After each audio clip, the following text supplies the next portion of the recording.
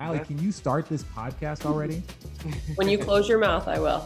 Ooh. Wait, I didn't even know you guys had a podcast. Like, Yes, that's how we're going to start.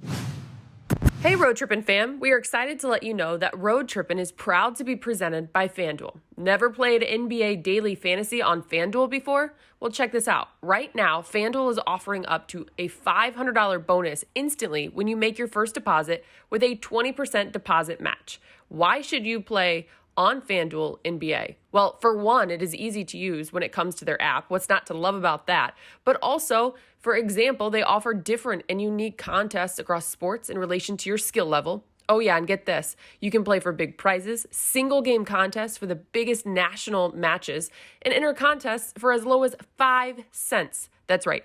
5 cents. Simply incredible. So again, let's recap. Right now, FanDuel is offering up to a $500 bonus instantly when you make your first deposit with a 20% deposit match. Enter URL fanduel.com/roadtrippin to play now and get your deposit bonus. That's URL fanduel.com/roadtrippin so they know we sent you. FanDuel, more ways to win. Guys, Channing Frye here. Let me tell you about something that has completely transformed my outside experience. I live in the Pacific Northwest. I love hiking. I love camping. I love being outside on those cool summer nights. And the best thing that I've discovered, that I found, is the Solo Stove. This thing is amazing. We have one by the pool, so when we want to go in the pool at night, people can be roasting marshmallows. And guess what? You're not going to be covered in smoke. This thing is smokeless. Okay, this thing comes with a free stand, which also helps with the maneuverability of it. We take it everywhere. We've been camping with this thing. We've been out in front of our house with this thing with friends, social distancing. But one thing I want you to remember is make spring one to remember with the smokeless fire pit from Solo Stove and get a free stand with any purchase of a fire pit. Just use our promo code ROADTRIPPIN at checkout. That's solostove.com, promo code ROADTRIPPIN.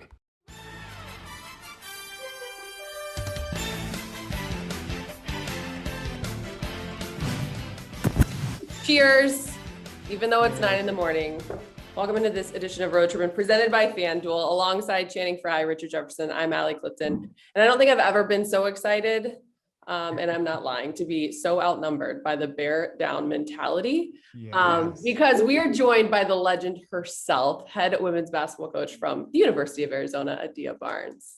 Yay! What's up? Applause. Wildcats in the house. It's 2-2. That's good. He's the legend. I'm not the legend. I'm just company. Who? You. First of all, I don't know who you're pointing at, but I assume it's okay, me. both of you. All right.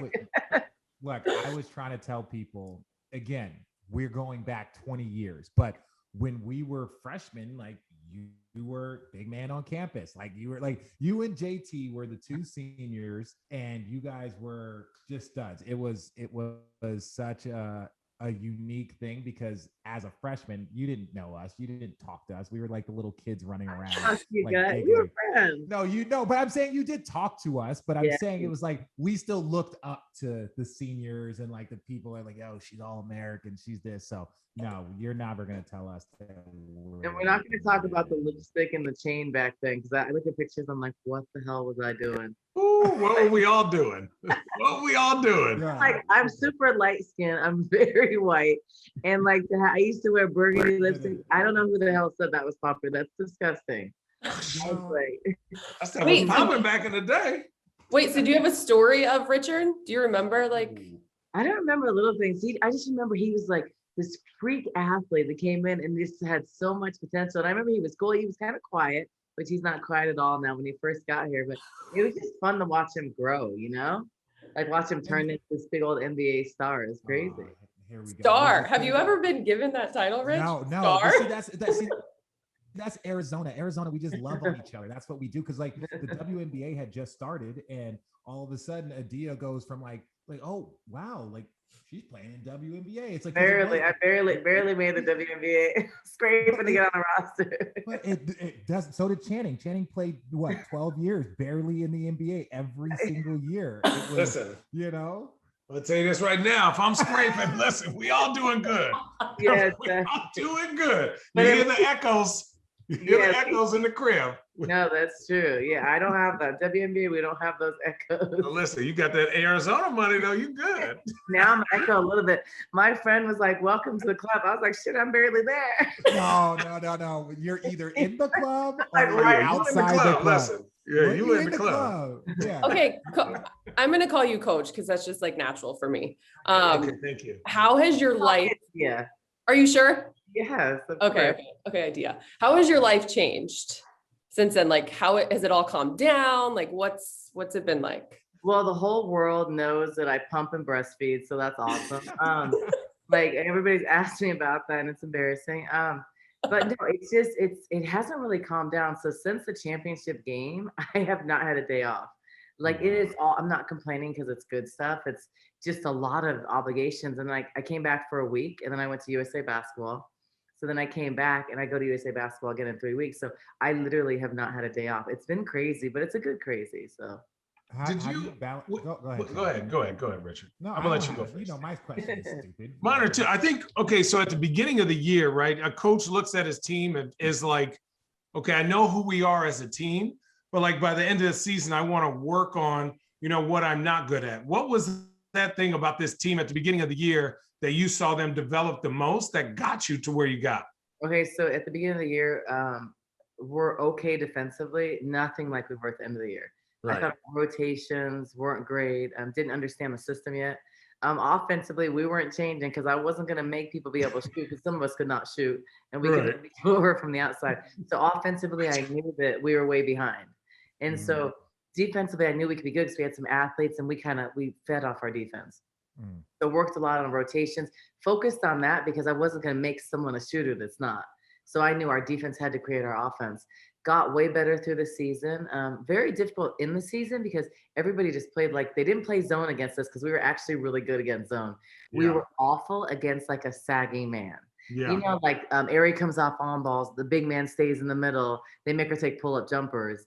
And then like when she drives, everybody was in the paint to make her shoot threes. We were not good at that. So it was hard. Like we could not like score from the outside real well. Well, how is it? Okay, so that's something that as teams and players, they're like, oh, we need shooting, so we're gonna go get shooting. Like especially like at like professional levels, like we don't understand because it's probably been so far removed.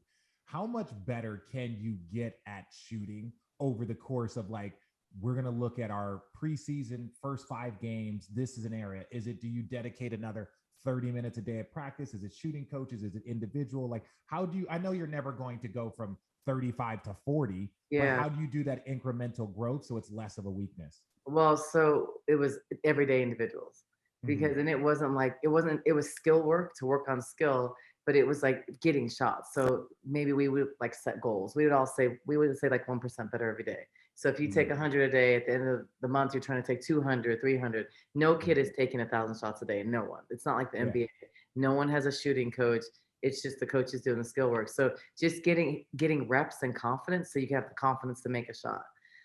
But I knew our identity. I wasn't going to turn an athletic driver into a shooter, but just have her get the reps so she can hit some shots. But it meant to me focus more on defense. So then defensively, we get more steals that create layups that are easier, higher percentage shots. So we became like, we were dogs on defense. You guys saw you absolutely we were dogs on defense. Our asses couldn't shoot to save our life. They were not guarding us. That's what you got to do. That's what you got to do. For sure. That would be aggressive. But the cool thing to me in watching kind of this growth and what you've accomplished over the years is you're doing it at your alma mater, right? Like a place that like, and that's not an easy place to show up. No. That's not an easy place to like, okay, well, if I come home, if this goes south, it's like all of a sudden my alma mater is like, screw my school. Yeah. So there's like more risks than there's more pressure. Right? And people don't think that because when I was here, we sucked when I first got here. We were like a top 10 team my last couple of years. Yeah. So like everybody expected when I got here, oh, just be that. And I was looking at them like, it's going to take me like 10 years here.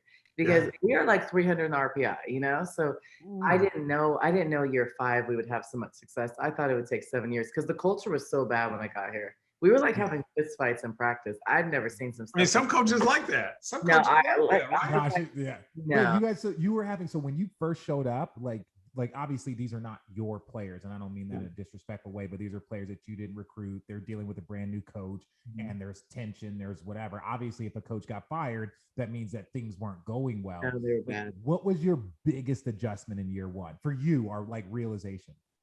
The realization that like stuff was dysfunctional. So when I came, I was actually really sad because when I first got here, I was like, this isn't how it's supposed to be. Like, this is not normal. But the kids didn't know what normal was. To them, the things that were happening were normal. And to me, it was like, okay, you can get mad and talk crap and you can do all that. Like, I like that. But then you don't actually go to blows. You don't actually square up and like get ready to fight. I was like, wait, we're really fighting? Like, come on. And That's what I say all the time. I say, hold on. But you can talk crap and like be like, shut up, or like stop fouling. But then like you don't like square up, you know? So squared up fought. And then we separated people, and then they went in the hallway and fought again. So I was like, you can't make this up.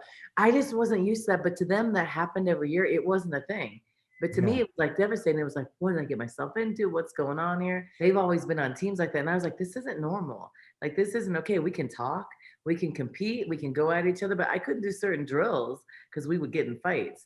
But I just had to show, I wanted them to have a great experience. And that's not the normal experience. Like in me, I was giving them a change. They played hard for me because they were hungry for a change. And you know, when the boats rocked, people are like, okay, they kind of, they're looking for stable. Yeah. Stability. Yeah.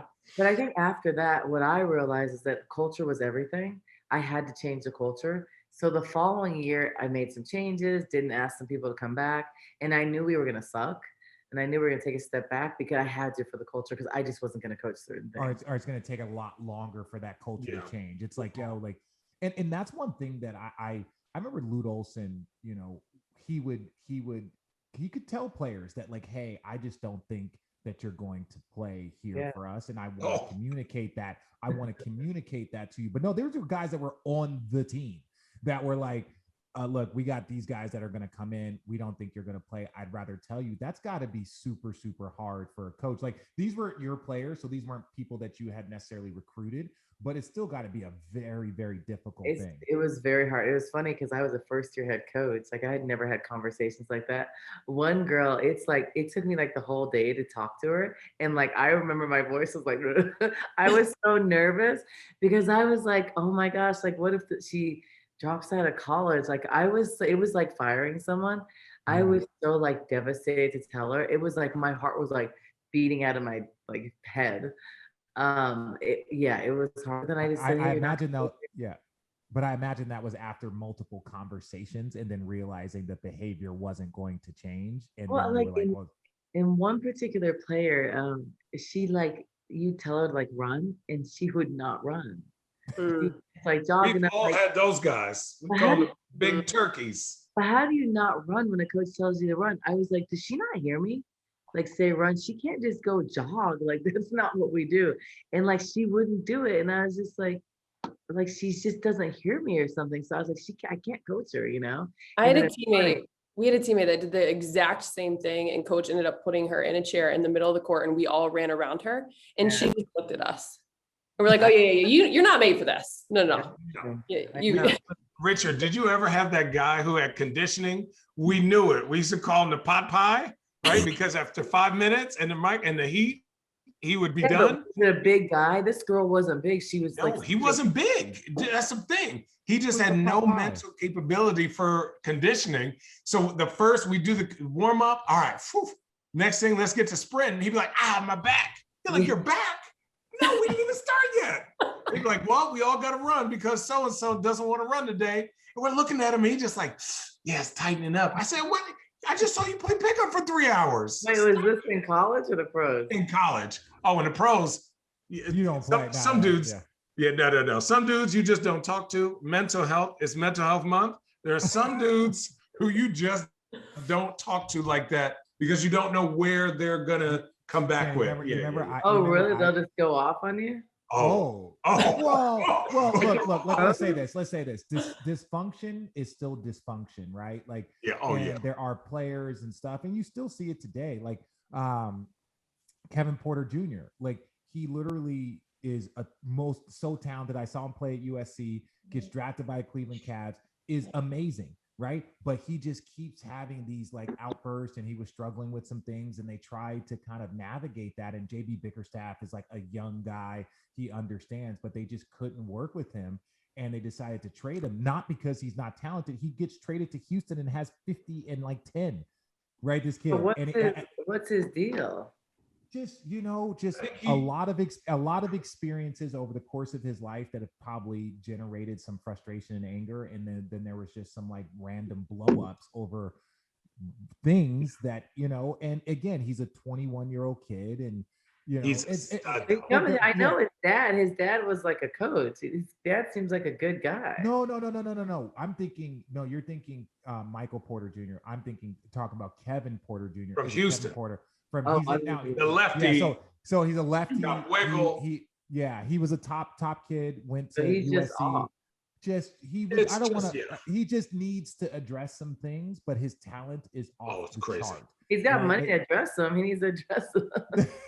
But when you're 21, it's kind of whatever. But the team, I'll tell you this: culture in the NBA is everything, because like I've been on teams where you get a guy like, for instance, LeBron. You could tell LeBron, "Hey, we need to run," and he'll be like, "All right," and he'll be the first one to run. Or you get your highest paid guy that you're like, "Everyone get on the line," and he's like, "I'm not doing that." And there's really, if you don't got the say, they just don't do it, and the coach says it. No, they just be like, "I'm not doing that." Like, it doesn't happen very often. But I've been on some bad teams where guys are like, "I'm not doing that." Let's show you the difference really quickly. Do you know how players in college talk to referees? Mm-hmm. This is how players in the NBA talk to referees. Like, dudes will be in college for 4 years and be like, "Yes, sir," never get a technical. They show up in the league and they'll get 10 technicals over the course, because that's somewhat of the culture. Like, if you feel like you're getting hosed, you cuss the referee out, you get a technical, it's fine. Right? Yeah. Wow. Oh, yeah. Think about it. I don't think I ever got a technical in college. What if you got attacked from Coach O? What are you doing? Talk to him over here. Somebody talk to dude. If you were talking to the referee, Salim was a big referee guy. He was just like, "Salim, what are you?" Salim, walk right over to the bench. Stop talking. Play the game. Never talk to the referees. Well, how about this? Our coach, in the year we won the championship, we were the number 1 seed, and our coach got fired 40 games into the season. NBA is drama. Culture is everything. The NBA is the most drama. Yeah, but like, how do you control the culture how do you control the culture as a coach when the players are telling you? Well, you have to. Okay, so Eric Spoelstra has the backing of Pat Riley. So what Eric Spoelstra says, that goes, right? And he's shown that he can win.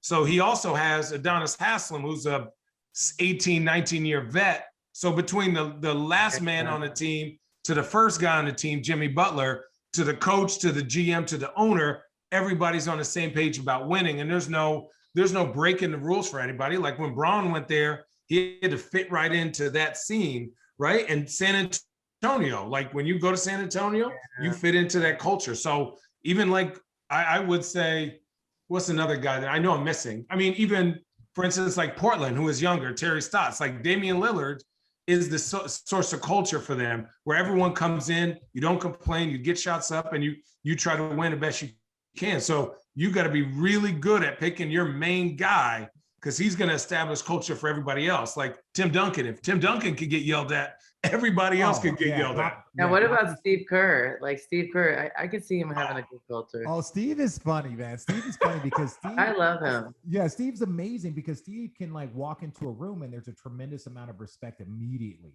like, because of what he's accomplished, the shots that he's hit. Like literally his basketball resume is like never like a superstar except in college, but he was like at the forefront of so many historic basketball moments, San Antonio, Chicago, all that stuff. So when he walks in and he has learned from Phil Jackson, played for Phil Jackson, played for Pop, and he was around Tim Duncan, Michael Jordan, David Robinson, Scottie Pippen, Dennis Rodman. So it's like, he almost has the ability to connect to any player. His communication is the best. The best. Like when we were at the Western Conference Finals, and it was contract year, and I was nervous, and I was like 1 for 20. He literally took me to a Starbucks like before game 3, and we're playing the Lakers. Lakers were like Kobe, Powell, Ron Artest, Andrew Bynum, all those guys. And I'm like freaking out, right? And he could tell. And he was like, Channing, regardless of this game, I just need you to get real drunk. And I was like, what? He goes, I need you to grab a 12-pack of beer, sit outside in your $1 million house and realize how awesome opportunity this is and get your head out your ass and like hit me on the shoulder. And like I ended up playing good because I literally after the game, I played good. I sat and had some beers. It was like, man, life is good. Like you can't get caught up into this. And I took that to like basically my whole career. I just kept drinking beer and wine and kept shooting.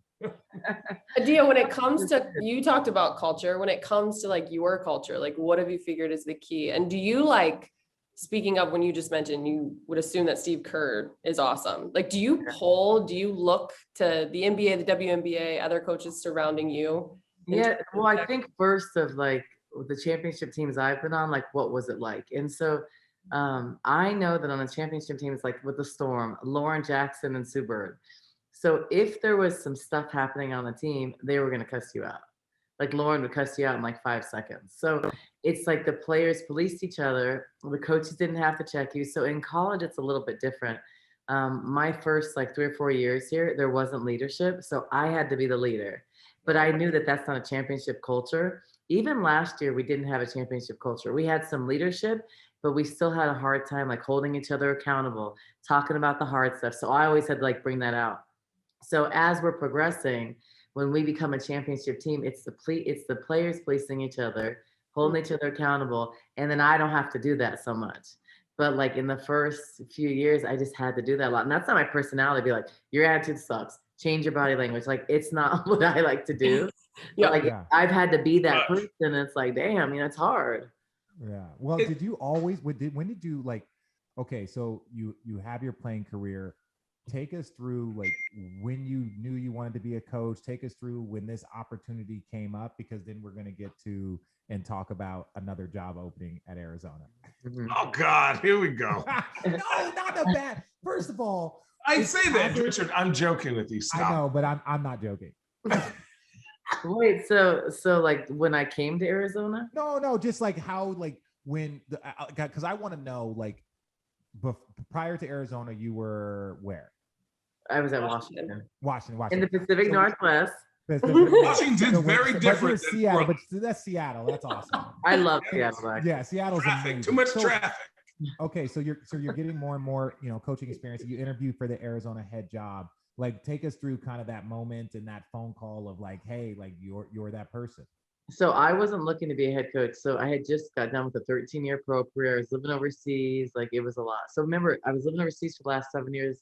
And then I was broadcasting for the WNBA. So it was like a perfect gig for me. So as I was thinking, like, what do I want to do next? Like, what do I love? I liked TV. I didn't love it because I felt like I wasn't like with the team. I felt like I just like fly in, you do your stuff, you leave. I was like, I felt like I was missing something. So when the coaching job came open, I wasn't sure if I wanted it. Arizona had been awful for 10 years. I was like, I'm not about to go there and suck and never have another head coaching job. As a Black woman, you don't get second chances. So I remember I just had a baby. He was at the time 7 months old. So I was not looking. I had just like built a house in Seattle or remodeled a house. So I was comfortable. And then Greg Byrne like came to recruit me. And at first I was like, I don't know if I want the job. Like I wasn't sure. And then he showed me like the facilities, talked about like his vision, support. But I had only been coaching for 5 years. Yeah. So that's a long time. 5 years is a long time. As an assistant coach, 5 years is not long. Not to get a Power 5 job. So like no one does that. Everybody goes like starts at a lower level or they're assistant for like 10 years. I'm like the youngest experience, like one of them in the country at a top program. Because 5 years assistant, now I've been 5 years as a head coach. So it's not a lot of time. But I had playing experience, so I was fine. I knew that. So Greg recruited me. And then I had like a connection with him, really liked him. But everybody, Lynn Dunn, like all my friends told me not to take the job. It was one of the lowest paying jobs in all Power 5. It was a bad job because we sucked. And we had been bad for like a long time since I played. And so everybody said, do not take that job because it's hard to win. It's hard to recruit there. It's all known for men's basketball. It's not known for women. It's very difficult. But I said, let me bet on me. I said, I can recruit. I know I can. I know basketball, like, and I can recruit, so I can bring players. And this is an opportunity. It's like, yo, how many At my times? alma mater. Yeah, at your alma mater, these opportunities might not even your alma mater, but like this type of opportunity might not come around 3-4 more years. And Or if when they're someone like, wants you. yeah, wants you, they're pursuing you. Like, Yeah, they were like, please I got a come call one day during the Pac-12 tournament. I didn't know, and like it was Greg Byrne. I was like, hey, but it was just like so being recruited. So I took a chance, came here, and then Greg Byrne left after 1 year. here. Yeah, I went to So Alabama, like, right? he went to Alabama. So Ooh, that's that money. yeah, he got real money. He got like $1 million. That's that real. You know how much a dollar goes? How long a dollar goes in Alabama? You know how much money they got in Alabama? Nick Saban. Yeah, Then I took the job here. money is real. Like I just took the job here, but it was like I remember I wasn't even concerned about the money because I had to prove myself. I was a young head coach, only been coaching 5 years, so no one thought it'd be good.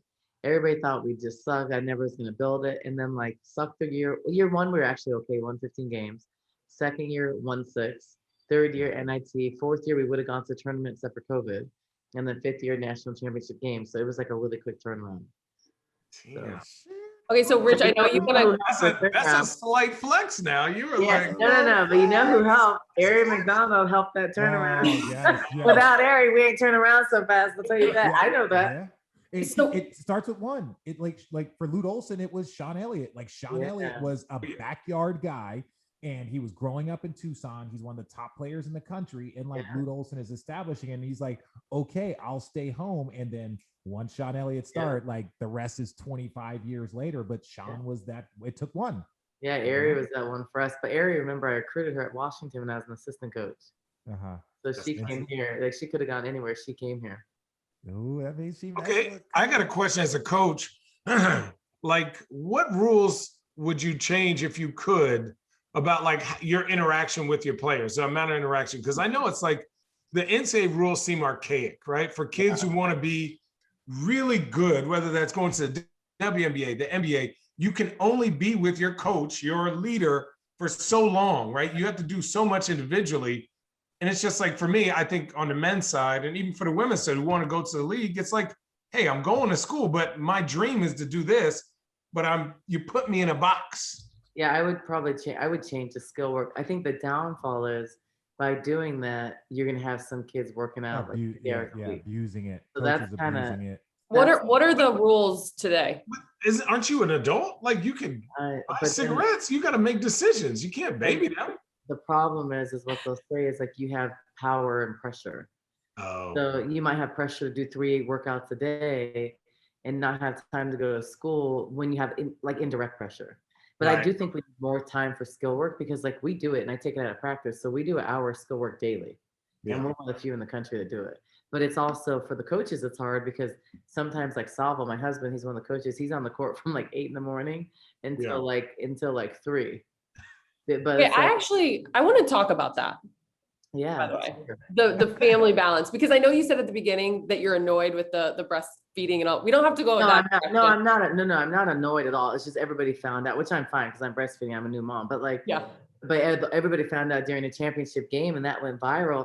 But like I had to do what I had to do. Yeah. You just thought of it as life. I was like, boobs, don't produce milk. Let me wait. You know what I mean? Like it's like you don't want to be like leaking. Well, that's honestly So that was the reason. So normally I pumped like right before the game because my baby was 6 months at the time. Now she's 7. But like I normally pump, but I had like all this media stuff, so I didn't have time to pump. So I was like, okay, I'll be okay. During the game, I was like, ooh, I'm feeling a little bit of pressure. Like I gotta like go 5 minutes at halftime. So I booked it in the locker room at halftime. And usually I give the players like 5 to 7 minutes anyways to, get sure to go to the bathroom and stuff.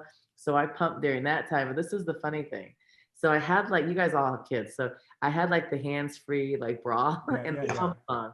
And I just like covered it with a little blanket. And I tucked it in here. So I talked to the team. I want, I have these things on. I want this and this. And they like, you're covering it for like this, but they see that you have like obviously, I literally would have been like, this woman is incredible. They've seen it so much. So, but the funny part was, so national championship game, I'm like these 3 things offensively, 3 things defensively. We just give a couple points. And then as I'm drawing on the board, like it falls. And then all you see is like foods and plastic. And then everybody's like laughing. Yeah. And I was like cracked up. I was like, oops, sorry. And then put it back on. But like they know me. I don't care. Yeah. And it broke the ice because everybody was like tense. It's like the national championship. Yeah. And then it was funny. So they found out I was pumping because I came out and I had to like walk super fast to get like, it was like a 2-minute walk. Yeah. And I was like, I gotta go, but no one knew. And then someone was like, she took long because she's pumping. So that's how it kind of went viral. But all the moms like, wow, someone finally said something. I didn't know it was a big deal, I want to know who told you, who taught you, or where you felt that is okay. Because I think you have given that, I think it's okay. that light to so many. But like, at what point did you? Well, I'm a woman. I'm a mom. I'm not embarrassed. Like, I'm very transparent. Like, that's what I do. I'm not gonna not breastfeed my kid because that's my job. Yeah. Like, yeah, I'm not going to do that. So if my job didn't like I'm doing that, like if I was go get another job. So I just don't I got to be who I am. And I'm not going to like let my job dictate my family. I wanted to have another kid. I'm 44. Like women don't get pregnant, have babies at 44. So when I got pregnant at 43, it was like a shock, but it was a blessing because like it was like a 5% chance. Awesome. And so yeah, like it's like no one has like think about a kid at 40. Are you done with kids? Yeah, I mean, now I'm too old. No, you're not too old. Now it's like a negative 10%.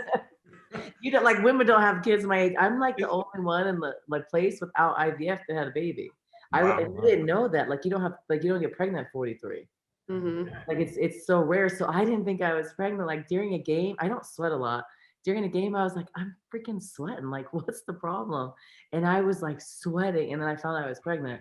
But I must be pregnant. I sweat a lot. I don't sweat a lot. And so, when I was pregnant, so I found out I was pregnant and then COVID happened. I don't think I would have stayed pregnant if COVID wouldn't have happened. Because normally I'm traveling all over the country, home visits, gone in July. I don't think I would have sustained the pregnancy, but I was able to stay home for months, sit out, hide out so no one knew. Because like last time, like I had a miscarriage and it was on, everybody knew about it. So I didn't want that to happen in public. And I'm like, okay, I'm almost 44. This is a very high chance it could happen. So COVID for me was the best thing because I could stay at home and no one knew till 6 months. And then like I sustained it, but I don't think I would have if otherwise, because it would have been too stressful. So what is it like going to work, coming home? I mean, just you and your husband, obviously you've made it work. It's successful. Yeah. But as you mentioned, like he's working out your team from 8 a.m. to 2 p.m. And I'll do my workouts at like 11. Like I can't do it in a day. I can't with all my stuff. But like the coaches do that. I mean, we have balance. I always say he's the boss at home. And I'm the boss at work. He's always like, that's not true. I'm like, kinda. But kinda. Because like, I let you be the boss. I let you be the boss. We're just so different. Like he's more quiet. I'm more outgoing. Like he's from Italy. So I met him when I was playing pro in Europe. And then I talked to him to come into the States. He did not want to move to the States. Like I was like, please, just a couple years, let's try it. And I was supposed to move to Italy. And so he moved here and he didn't dream about moving to America. He doesn't but that money, you can go get your home in Italy didn't have that now. money till just now. That's what I'm saying. I'm a sugar mama now. Yeah. See, the third baby's coming. No, I just can't feel. No, but like he was a pro coach in Europe. He didn't want to move to the States. But now he loves it. But at first he did not like it. And he was in Seattle. He hated all the rain. But now he loves the heat. Like, he likes that. Oh yeah. Has he ever said something to you like, what the F kind of call was that? And you had to check in real quick, like, hey, shut up. No, one time. He'll yell on the bench sometimes. I'm like, be quiet. Because I'm not a yeller. Like, be quiet, stop yelling. But like we get along well, we don't fight. Like in the office, we're not like next to each other. Yeah. Like we're busy at home with the kids. We go to the office. Like he has his own office. So he's getting on my nerves. He has his own office. So I'm getting on his nerves. And then, but we don't like fight in front of people. We don't look like we're married at work because we're professional. Like we're very conscious of that. Like we're not holding hands, kissing goodbye. We're like, bye. Because we know like that's you have to, you can't let everybody use anything against you. Exactly. You have to be like aware and cognizant of what the negative could be. So this is if he hears me talking crap. Yeah, come here. Come say hi. What's up? Good to see you again. Hey, just making sure. Hey, she said you're the boss at home. You guys, he's the boss at home. He's the boss at home. He said you're the boss at home. Look, I'm not even the boss at home. I tell you, the truth. He's got them working out. He thinks he's out. He's trying to be 29 again on that Peloton every day. Yeah, get it. I told him, you're lucky he's in shape. He didn't have a baby. If he would have had a couple babies, he'd be in shape. Like, he's lucky. Yeah. Hey, I got a question. So, like, has it set in that this may be the NCAA women's tournament is probably the first time in many of a long line of it was more famous and more memorable, and probably I would venture to maybe say more watched than the men's? Jenny, good question. I don't know statistically. I don't know, like, than the men. I exaggerate. I'm the exaggerator. No, but I know it was, exaggerator. no, but millions. Like, it was the most viewed. Like, our UConn game was like one of the most viewed for the region, which it was shocking. Yeah, trust me. I was talking shit to Sue Bird. Yeah, and Sue was in my wedding. Sue's a good. Oh yeah, Sue's awesome, man. Shout out Bear Down. But that's all right. And the funny thing is, going in, the game I was really nervous about, the first game, Texas A&M, because they have some big beasts. I was walking by them like, oh damn, like they were big and they're athletes. But it's funny, they were talking a little bit of crap, like not to me, but some of our players overheard them talking about they were gonna whoop us, all this stuff. Yeah. And so I was like, before the game, I was like, let's see who whoops who's. You know what? Yeah. We went in on fire. But the UConn game, I was nervous. Yeah, I was really. Paige is a little stud. Well, like and they have experience. Gino's only won 11 more championships than me and like 1,000 more games. And this is the national championship setting that I've never been. I've never been there. So it was just, I didn't know if our team would clam up a little bit. Yeah. Was anything different about your style going into that? Nothing. Whether you, I don't treat any game bigger. I'm just like, whoop their ass. Like, who cares? Like, it doesn't. Yeah. We're not afraid. Like, I was a little nervous thinking like, okay, we've never been there. It's uncharted territory, but we don't act scared. Like, I'm always like, who cares? Like, go punch him in the mouth. Like, I don't. Yeah. Like we're not. I can play for you. Listen, you ready? I'm about to get back on my right. Yeah, I try to get up. Like, I felt bad that the double births got caught on camera. But first of all, on our text chain, what did I send to you both on our text chain with Gina? Ali, I don't remember what I did yesterday. You did that and I saw it in the moment and I was like, oh my God, she's like my new favorite person. Like, are you kidding? I thought it was the best moment. Well, you just had your moment. Yeah, it was just, I was loving on my team. I was like, basically like, screw everybody didn't believe in us. We have one more game, but you know what caught me? So I told them to come in because I knew I was about to say something like that. Yeah. It was that spider camera. The one on the wall. Yeah, because it got you from behind. Yeah. That's that XFL camera. And then like I'm a mom. And they were like, are you going to apologize? I was like, absolutely not. Because I wasn't sorry for it. I wasn't going to change it. You saw my team after. They were like, yeah, screw them. Like, they were pumped up. But it wasn't about like, people ask, oh, did you do it at the NCAA? No, it was about like my team saying, no one believed in us. They left us out of the promo video. No one talked about us. We don't care. We believe in each other. So blink the world, like blink them. That's the Don't ever apologize. Just I was like, that was the thing. I'd like to take this moment to apologize to absolutely no one. Yeah, I was not going to apologize. That's a great reference. My president so often he was like, he didn't like. He's awesome. He didn't care at all. Like my AD, they were fine. We would be doing a disservice. We would be doing a disservice, and I'd make everyone uncomfortable when I'm going to switch this. No, I think you have to. Let me first say this. I've talked to Coach Lloyd. I'm very excited about Coach Lloyd. Yeah. But I just want to know, and this is purely, I'm not trying to get your take on, and understand this, Adia. We edit everything. We're going to let you listen to everything. So I don't care. You don't have I just want to make sure that like, you're not. No, I'm good. I don't care. Oh yeah. Okay. So my little Arizona, he's nervous. Yeah, no. I just want to make sure because I know she's a national coach. I don't want to ever. Yeah. What do you guys think about it? So no, my question to you is this. I think what everybody's thoughts about it are, but did it feel like you show up and you work? Obviously, you know the history of Arizona men's basketball. Yeah. You show up and you bring Arizona women's basketball to the national prominence as Arizona men's basketball is going through a shift.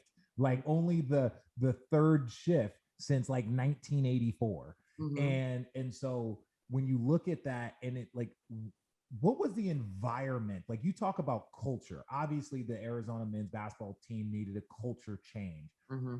Like, was that like kind of a weird, like, I don't know what's the way I'm trying to say it. Was that like a weird moment for like just the basketball community in Tucson? I think it was weird. Like, I love Sean. I think Sean was a great coach. Sean was a good coach. And we were friends. I think the weird space was that not knowing what was going to happen. Like no allegations were out. Everything was at a standstill and no one was talking about it. And we had like a lot going on with football. So I think it was just kind of like everybody's looking at like what's going on. And I stay out. I have a fam. Like I don't get into all the McHale stuff. So I'm just like into my job. But it was a weird space because no one knew anything and no one knew what was going on.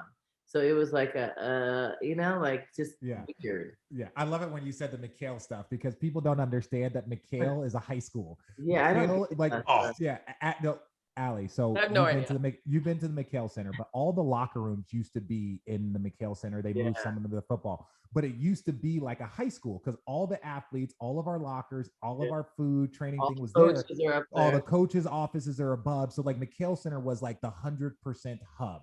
Right. So it was like we were always together. Always.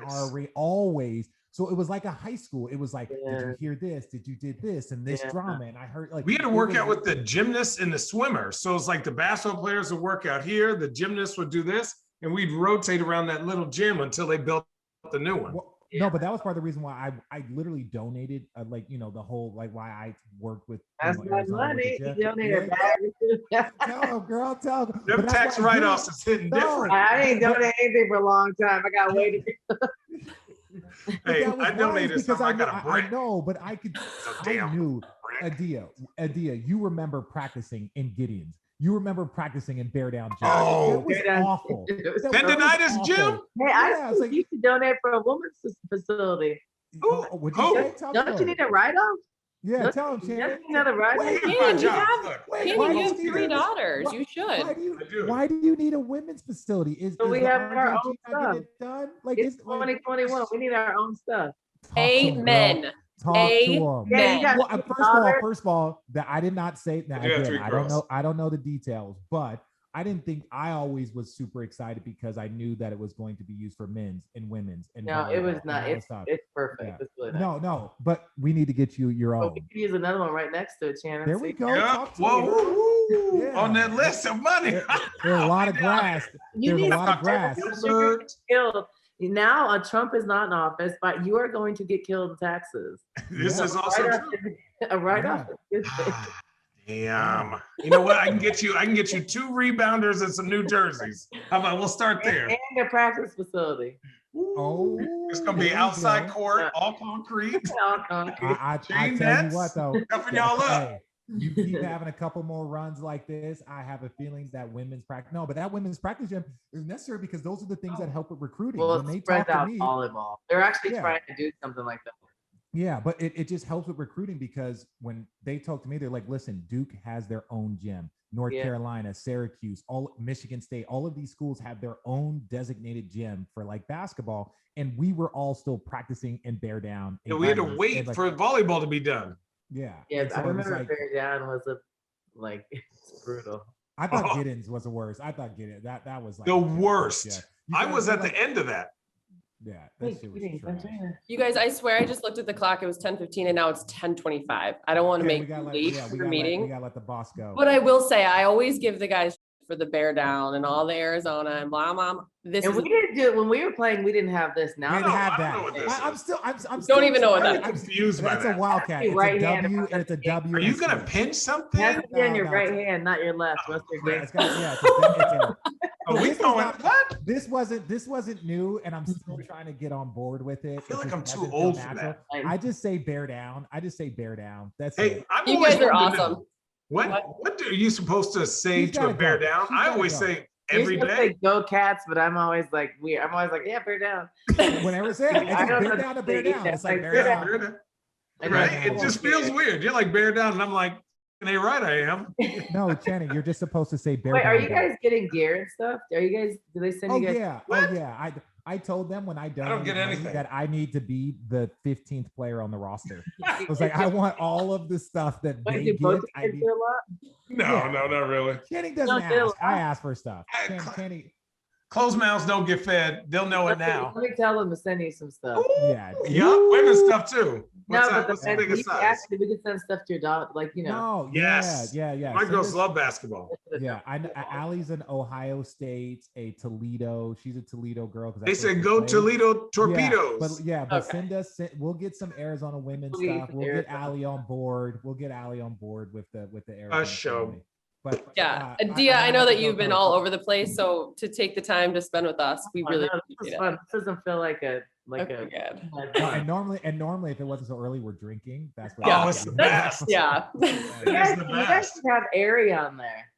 Well, 100%, Oh, she's do you know coming. someone? I mean, no, somebody? my player Ari. That's what I'm saying. Do you know someone that could hook us up? Yeah, Yeah, yes. you guys can Yes. all tell Okay. her. With that Cards. said, speaking of drinking, we do want to give a shout out to Camus. It always keeps our engine fueled. So we want to send a bottle of Camus to you. So I will also need to get your address Okay. after the fact and get it through your guy or whatever. Just text me and I'll text it to you. Okay. All right. Yeah, Awesome. Another edition of Road Trippin'. Hey, Road Trippin' fam. We are excited to let you know that Road Trippin' is proud to be presented by FanDuel. Never played NBA Daily Fantasy on FanDuel before? Well, check this out. Right now, FanDuel is offering up to a $500 bonus instantly when you make your first deposit with a 20% deposit match. Why should you play on FanDuel NBA? Well, for one, it is easy to use when it comes to their app. What's not to love about that? But also, for example, they offer different and unique contests across sports in relation to your skill level. Oh yeah, and get this. You can play for big prizes, single game contests for the biggest national matches, and enter contests for as low as 5 cents. That's right. 5 cents. Simply incredible. So again, let's recap. Right now, FanDuel is offering up to a $500 bonus instantly when you make your first deposit with a 20% deposit match. Enter URL fanduel.com/roadtrippin to play now and get your deposit bonus. That's URL fanduel.com/roadtrippin so they know we sent you. FanDuel, more ways to win.